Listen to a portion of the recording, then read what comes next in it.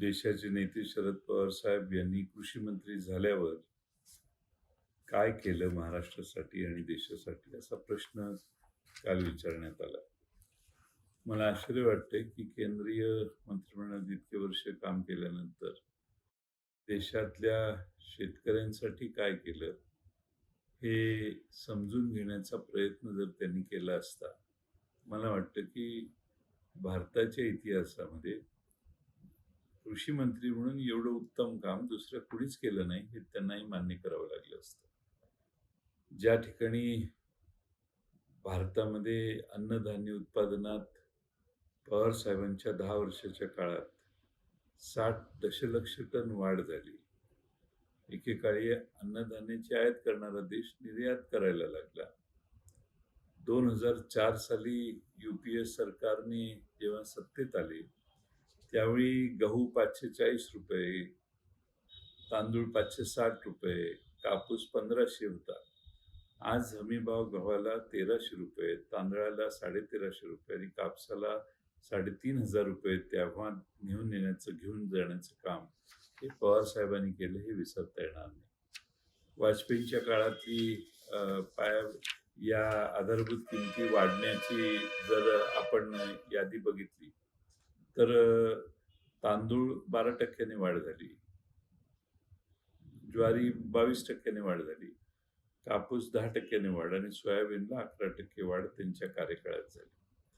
खरं म्हणजे देशांतर्गत धान्य उत्पादनाचा आकडा 2004 सालापर्यंत फक्त 2210 दशलक्ष टनाचा होता. पण पवार साहेबांनी त्यानंतर 260 दशलक्ष टनाच्या वर हा आकडा नेला.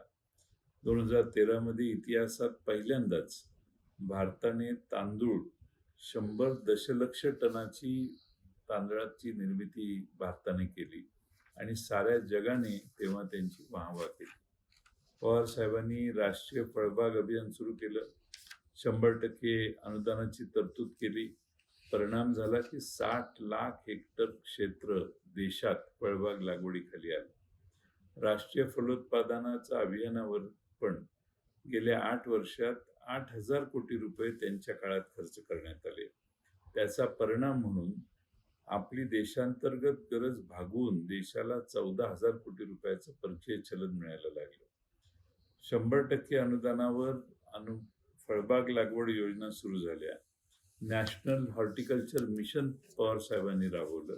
त्यामुळे देशात आणि राज्यात लाखो हेक्टर फळबागा लागवड करण्यात आली आणि फलोत्पादनामध्ये भारत 75 दशलक्ष टनापर्यंत पोहोचला. फलोत्पादनात महाराष्ट्र देशात पहिल्या क्रमांकावर आणला. आज देशात कुठे गेला तरी सर्व चौकात विविध प्रकारची फळं तुम्हाला मिळू शकतात. ते ह्या धोरणाचा परिणाम आहे असं म्हटलं तर वावगं ठरणार नाही. आज 80 लाख हेक्टर जमिनीवर 147 दशलक्ष टन एवढ्या भाज्यांचं उत्पादन होतं. फळे व भाज्यांच्या निर्यातीतून 14-15 हजार कोटीपेक्षा जास्त परकीय चलन भारताला मिळायला लागलं. हे कशामुळे झालं? पवार साहेबांच्या दूरदृष्टीमुळे झालं, कामामुळे झालं. आज खरं म्हणजे 87 देशामध्ये जगभरात भारतातली ताजी फुलं दररोज आज निर्यात होतात. द्राक्ष असेल, कांदा, लसूण, केळी या सगळ्या पिकांवर राष्ट्रीय पातळीवर संशोधन केंद्र त्यांनी उभारले, ज्याचा कोट्यावधीचा फायदा शेतकऱ्यांना आजही होतो. Indian council for agriculture research ICAR या कृषी संबंधित संशोधनासाठी देखील अग्रणी असणाऱ्या संस्थेच्या उभारणीमध्ये पवार साहेबांनी भूमिका घेतली आणि या संस्थेत आज 5,000 कृषी शास्त्रज्ञ देशभर काम करतात. संशोधन चालू आहे. आज देशामध्ये शेतकऱ्यांची कर्जमाफी कुणी केली?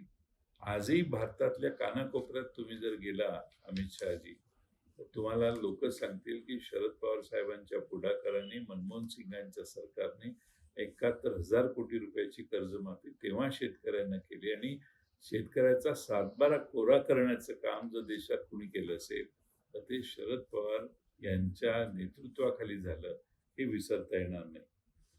विदर्भात आत्महत्येचं प्रमाण वाढलं.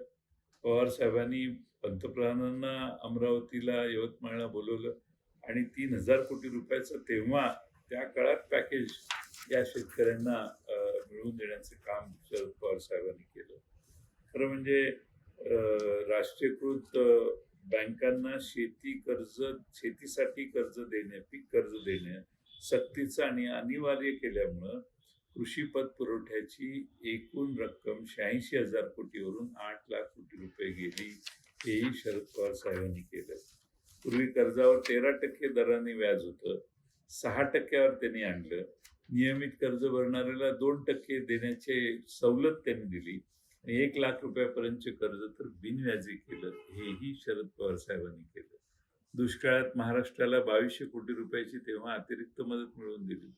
अमूल सारख्या संस्थांची मदत घेऊन जनावरांच्या छावण्यांसाठी 60 कोटी रुपयाचं पशुखाद्य त्यावेळी उपलब्ध करून दिलं. महाराष्ट्रातल्या बोर उत्पादक संघ आणि महाराष्ट्र राज्य बागायतदार द्राक्ष बागायतदार संघाची स्थापना करण्यासाठी त्यांनी पुढाकार घेतला. कृषी पंपाचे वीज बिल मीटरऐवजी हॉर्स पॉवर प्रमाणे सुरू करण्याचा निर्णय, क्रांतिकारक निर्णय, हा देखील तेव्हा शरद पवार साहेबांनी घेतला. अशा अनेक गोष्टी सांगू शकतो की ज्या महाराष्ट्रातच नाही तर देशातल्या जनतेला लक्षात आहेत की शरद पवार साहेबांच्यामुळे झाल्या. कृषी मंत्री झाल्यावर 2009 साली FRP सारखा कडक कायदा करून त्याची अंमलबजावणी केली आणि त्याचा फायदा भारतातल्या ऊस उत्पादक शेतकऱ्यांना त्यांच्यामुळे सुरू झाल्या.